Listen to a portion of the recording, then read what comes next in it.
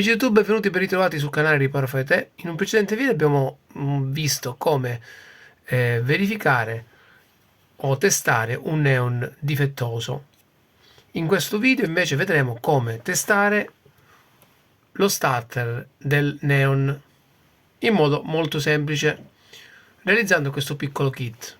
Abbiamo bisogno di un portalampada, una lampadina, in questo caso una lampadina a filamento da 40 watt massimo, due cavi in questo modo a coccodrillo, e realizziamo il circuito che vi mostro qui sopra, sopra il video. È molto semplice da realizzare. Come facciamo? Allora andiamo a testare il nostro tester, il nostro starter, mettendo un cavo da una parte e un cavo dall'altro. Diamo alimentazione.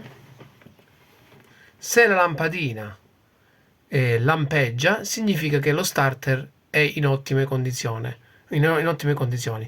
Qualora la lampadina non dà nessun segno di vita, significa che lo starter è andato. Lo starter non è altro che un interruttore che fa accendere il nostro neon. Diamo corrente.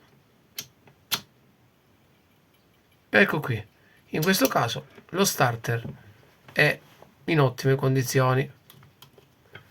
Testiamone un altro, colleghiamo sempre i nostri cavi e diamo alimentazione. Anche in questo caso il secondo starter è buono. Kit molto semplice da realizzare, ma nello stesso tempo molto efficace per testare i nostri starter. Se vi è piaciuto il video lasciate un like, iscrivetevi al canale e ci vediamo al prossimo video.